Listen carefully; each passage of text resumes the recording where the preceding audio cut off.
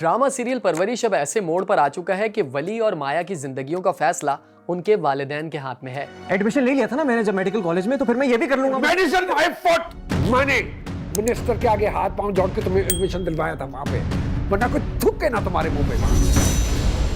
Drama serial Shirin Farhad में किंजा हाशमी और फरहान सईद की लव स्टोरी भी कुछ ऐसी ही डगर पर है। मोहब्बत हो गई हमें शीरी से। मैं हूं सिफ्ते हसन और आप देख रहे हैं नुक्ता लाइव। आज हम बात करेंगे ARY डिजिटल के ड्रामे परवरिश और हम टीवी के ड्रामे शिरीन फरहाद की। सबसे पहले बात करते हैं ड्रामा सीरियल परवरिश की, जिसमें आखिरी एपिसोड में जो कुछ हुआ उसकी बहुत डिस्कशन हो रही है। जिंदगी आपने अपनी जहांगीर अहमद बनके गुजार ली है, तो वली जहांगीर बनने की क्या जरूरत है? क्योंकि मैंने पैदा किया है तुम्हें। खासकर वो सीन जहां वली अपने अब्बा के सामने माया से मोहब्बत को तस्लीम करता है और फिर घर छोड़कर चला जाता है। मैं वापस आपसे समीर की वली से दोस्ती का इमोशनल सीन भी देखने के काबिल है। मैं तेरे सारे काम करूंगा वली, प्लीज मत जा वली, प्लीज। मतलब कमाल है इस पूरे सिनेरियो में अमल की फ्रस्ट्रेशन। उसका तो कोई कसूर ही नहीं था। अब वली के लिए लाइफ और भी टफ होने वाली है।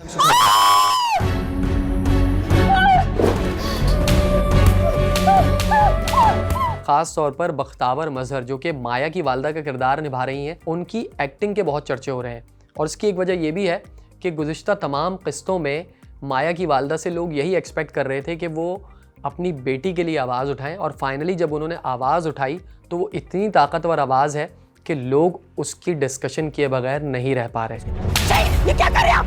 ये क्या कर रहे हो? आप वली से मिल के आए ना, अगर आप उसको कुछ कहने का मौका दे सकते, अपनी बेटी को भी कुछ कहने का हक दिया। आपको तो सुनना पड़ेगा, क्योंकि हाथ उठाना आज से निकाल नहीं है, और अगर आपको हाथ उठाना पहले मुझ पे हाथ उठाए, मैं ये बर्दाश्त नहीं करूंगी, मैं नहीं होने दूंगी ये सब। और सिर्फ यही नहीं, जब उसी एपिसोड में वलीद और वली का झगड़ा होता है, वो सीन भी देखने के काबिल था। बीच में मत बोल। हम इससे रहो, उसको फोर्स मत करो। कौन है तू? इसका है कौन? जो भी हो तो मंगेतर हूँ इसका, समझा? चुप करके साइड पे। चलो माया, थोड़ा उसको अरे समझता क्या अपने आप को है?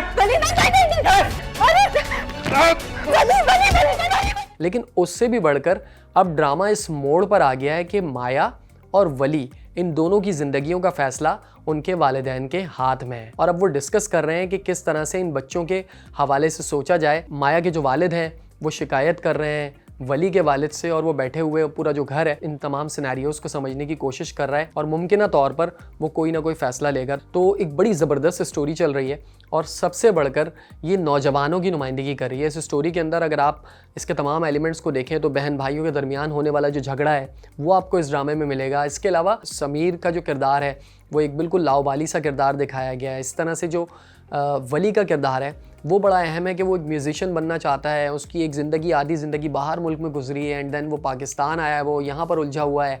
माया अपनी पढ़ाई को लेके उलझी हुई है। तो जैसे जैसे अब गिरहें खुलती जाएंगी, ड्रामा और इंटरेस्टिंग मोड पे जाता रहेगा। अगर आपको ये वीडियो पसंद आई तो अभी सब्सक्राइब करें।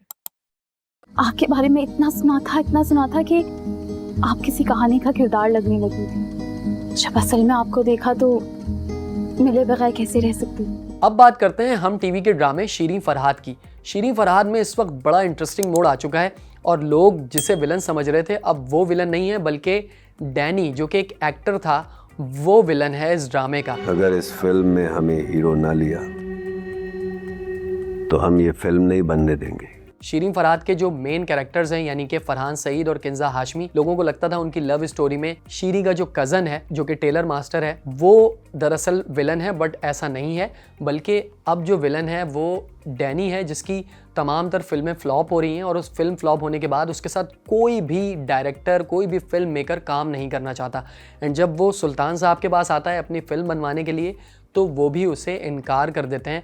एंड देन उसे ज़्यादा शराब नोशी की वजह से उसका लिवर ख़राब हो जाता है, उसकी तबीयत ख़राब होती है, एंड देन वो सुल्तान साहब को धमकाता है कि वो उनके बगैर फ़िल्म नहीं बना सकेंगे।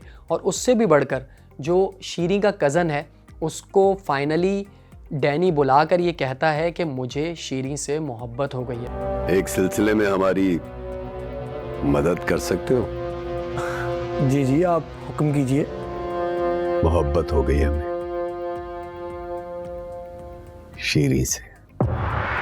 तो अब दो अलग अलग लव स्टोरीज एक ही स्टोरी में शुरू हो जाएंगी, यानी कि फरहान सईद और किंजा हाशमी यानी शीरीं और फरहाद की लव स्टोरी तो जारी है, लेकिन उसमें एक और इजाफा हो गया, आप उसे विलन कह लीजिए या एक नई लव स्टोरी कह लीजिए, जो कि मोहब्बत हुई है डैनी को शीरीं से। सो एक बड़ा इंटरेस्टिंग किस्म का सिलसिला शुरू हो गया है।